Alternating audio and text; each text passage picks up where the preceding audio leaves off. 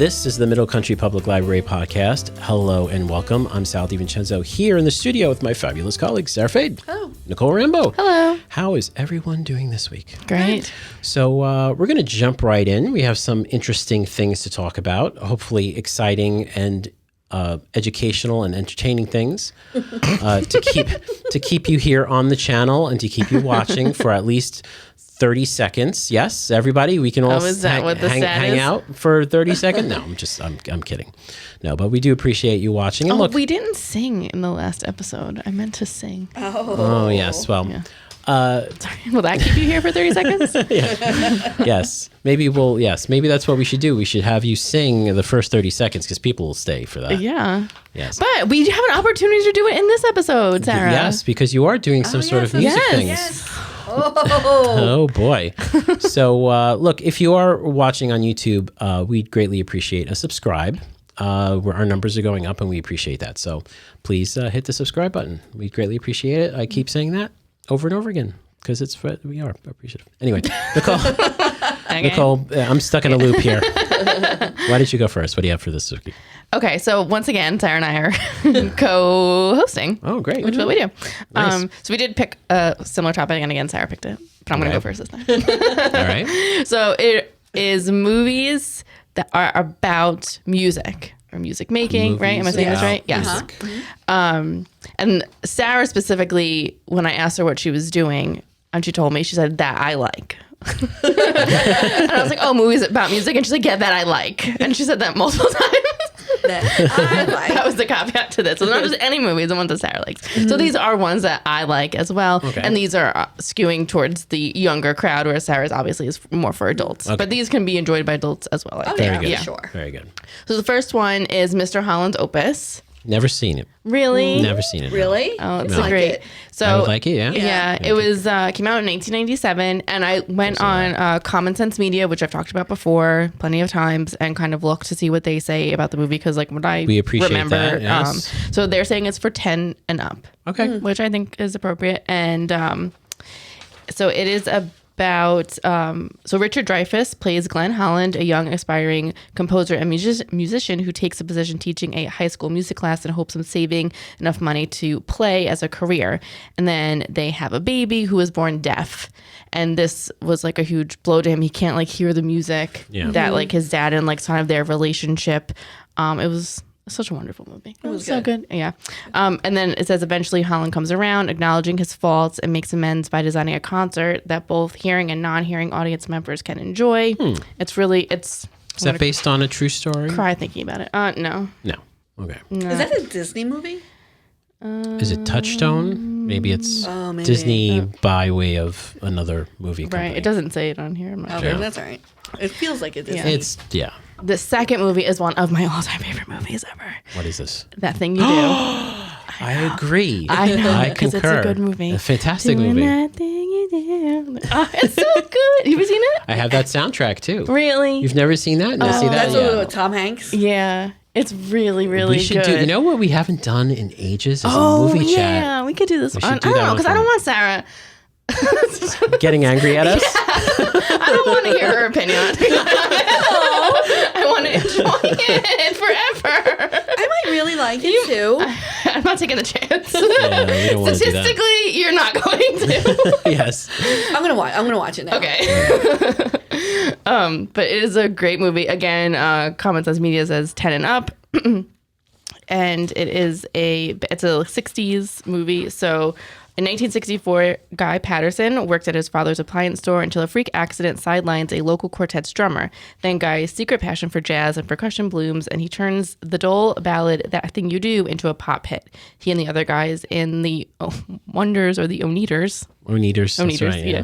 Get a manager, change the spelling of the band's name, cut a single, and suddenly find themselves touring state fairs, playing on television shows, and acting in a movie. They have it all, but can they keep it together to cut another album, or will they go from being the Wonders to just another one-hit wonder? It's very cute. It's very catchy. Written by, and I think directed, right? Did he direct it? Or definitely wrote by Tom Hanks. Written by Tom Hanks. Oh wow! And he's fantastic in the movie, and everybody else is fantastic in the movie. And it's Steve Zahn's in it. Steve Zahn. Oh, who is it? Giovanni?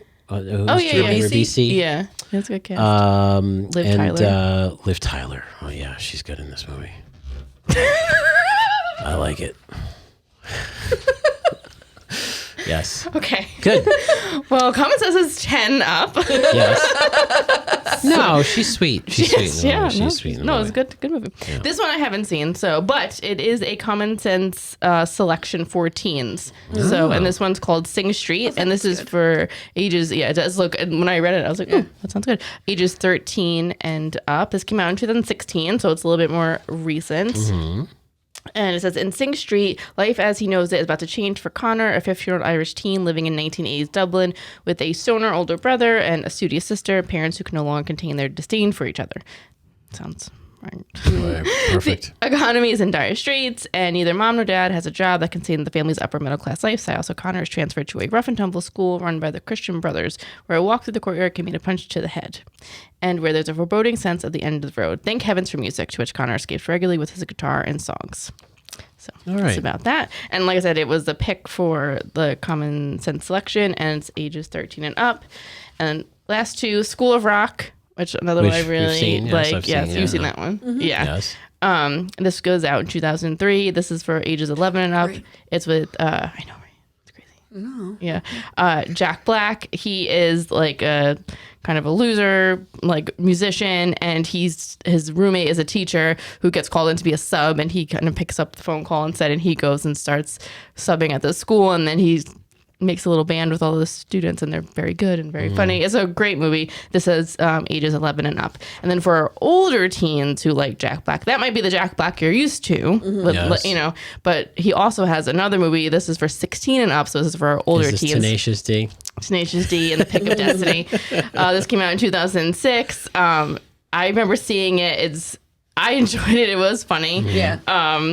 This is about JB, who's Jack Black, a young hayseed from the Midwest who shocks his conservative parents with his rock music. Banished to his room, JB gets a sign telling him to go to California to become a rock god. In Venice Beach, he meets slacker and guitar virtuoso KG, Kyle Gass. The two become friends, get stoned together, and decide that each become the world's greatest rock band. No easy feat, especially when the rent's due. So they plot to steal what might be the answer to their prayers, a magical guitar pick that's on display in a rock museum 300 miles away. On their journey, the friends encounter magical worlds, strange creatures, and even the devil himself. Will they become the band that single-handedly changes the course of rock and roll history? One thing's for sure, the two righteous dudes have a lot of gross, raucous fun trying. I think it's interesting because this also goes along the lines of Flight of the Conchords, where it's music written kind of tongue in cheek, but it's actually good music. And Tenacious D is like that, and Flight of the Conchords is like that too. So yeah, good. Yeah, Good so those stuff. are ones for some kids and teens and Nice. movies about music that I enjoy. Except for Sing Street, I didn't see. Great. All right, Sarah. Okay. So Sarah's going to talk about music that she enjoys, movies and music that she enjoys. Yes. Only Sarah, though. You might not enjoy this. No, you at will. all. Okay. Sarah has impeccable taste. You Impeccable. definitely will. You must. And it's I don't think that you have picked a movie that I didn't like. That's true. I know. Yeah, I That's know. true. She picked a bunch Yeah, of she good does ones. pick good movies. But the thing Except is maybe that- Men. Oh, but that I was was good. thinking about that movie the Except other maybe day. Men, yeah. Well, I don't remember why, but I was thinking about it. And we go, ooh. Yeah, what made me? It doesn't matter.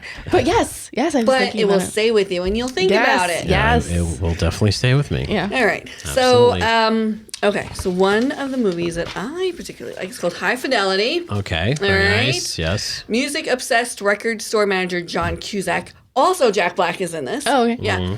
Has a rankings list for everything in his life, including his top 5 breakups. When his girlfriend leaves him for an arrogant new age therapist, he tries to win her back. But first, he must learn to show her the same passion he and his crazy coworkers have for vinyl. So Jack Black's in it, Lisa Bonet, Joelle Carter, and Joan Cusack co-star. Nice. Did you watch the Hulu show? No, I did not. No. Okay. With Lisa Bonet's daughter, Yeah. Zoe Kravitz. Yeah. Yeah. No, but it's highly enjoyable. Lots of music. Yeah. Okay. Have not seen that one yet. Did you see that when it came out? Was that like formative for you? I don't think I saw it when it came out, Okay. but it is definitely one that I really enjoy. like, yeah. I like John Cusack, so Yeah. definitely. I think you'll like it. Okay. Yeah. I'll check it out. The Commitments. In the north side of Dublin, Jimmy Rabbit aspires to manage the world's greatest band with only one music in mind, soul. By advertising for applicants in a newspaper and asking around to promising acquaintances, Jimmy holds auditions at his parents' home and assembles a band together. Unlike his idols, though, Jimmy's band is all white. With the help of Joey the Lips Fagan, a veteran musician who answers the ad and joins the band and who has unlikely stories about meeting and working with famous musicians, Jimmy begins to whip the members into shape, gradually coming together beautifully on stage, only to have the group fall apart in a clash of egos. Super good soundtrack. Super good soundtrack. There's actually 2 of them. Oh, I have, yes, more music from The Commitments, right? Is that right? So I've seen this movie. I enjoyed it when I saw it. Obviously I'm a big U2 fan, so I thought it was kind of, the Irish music scene and whatnot. Yeah. They have like a little joke about Bono in there. Kind of forgettable though for me. I don't remember it. Like I saw it, I know I enjoyed it, but it's not like something I would go back to. Sorry, Sarah. Well, that's okay. For those people who have not seen it, you should watch it. Okay, the other one is called SLC Punk. Oh. It's 1985, and Steve-O is that rare animal, a punk rocker in the Mormon stronghold of Salt Lake City, Utah. He just graduated from college with honors, and now his life is a nutty roller coaster ride of rock shows, stealing cars, beating up rednecks, and nonstop partying with his buddy, Heroin Bob, and his girlfriend. But with the scene getting lame and Steve-O going nowhere fast, he has to put his punk ideals to the test with a choice between no future, quote unquote, and Harvard Law School. What's a guy with blue hair supposed to do? Fueled by a classic punk rock soundtrack and hilarious, energetic performances from Matthew Lillard, Michael Gorgian, leaving Las Vegas, and Annabeth Gish, SLC Punk is one punk's madcap search for a way to grow up without selling out. So that's also very enjoyable. It's kind of a cult classic. I was gonna say, I've never seen it, but I know, I feel like I've seen clips and it's such a classic. And Matthew Lillard was Shaggy, right? That's where I think that was his breakout role. I think it was. No, it was Scream. No? Oh, Scream. Yeah, Scream. for sure. Yeah. All right. Hackers. Oh yeah. Oh yeah. Look at that. He's one of those ones they don't realize is in so many things. Yeah. And he kind of fell off, but he came back with 5. Freddy Fig. Oh, is he in that? Freddy's. He was in a TV show too, The Good Girls, whatever. I like that show. Yeah. Like that kind of. Yeah. Five Nights at Freddy's. Oh, okay. Yeah. Yes. Well, there's a movie with John Green. I'm not going to say it, but it has Freddy, with fingers and Freddy. Oh. It's completely different. All right. Oh yeah, I remember that. Yeah. Fine. Let's be the next one. Movies with fingers. Yes. Some finger movie. Okay. All right. So this last one, this is an indie sort of movie with my man Ethan Hawke. You love Ethan Hawke. Yes. Yeah. You've also picked some good Ethan Hawke movies for us to watch. That's right. Yeah. His wonky tooth. But okay, so it's called 10,000 Saints. Okay. So this is actually a very, very good movie. If you remember New York hardcore, you're young. You are not into hardcore. No. So, set in the 1980s in the punk-fueled East Village, New York City, 10,000 Saints is a coming-of-age story that captures the pain of growing up, self-discovery, and finding your identity. When Jude, Asa Butterfield, is sent to live with his estranged father, Les, who's Ethan Hawke, he soon forms an unlikely surrogate family with Emil Hirsch, Johnny, and a rich uptown girl, Haley Steinfeld, trying to hide a secret in a neighborhood on the verge of riots. Including an eclectic mix of straight edge and punk music, 10,000 Saints is a love letter to the bygone era of New York City. So this is, if you're, I don't know how many of our listeners and subscribers are into New York City punk rock hardcore. Yes. But we have a huge group of people. You never know. I know it. So and also it's a good movie, so you don't need to know punk rock or hardcore music, and it's not like in it where you'd be like, oh, I don't like this because I don't like the music. It's a good story. Yeah. And I was very surprised. There was funny because there's a little thing in hardcore, right, where there's like Hare Krishna hardcore. Oh wow!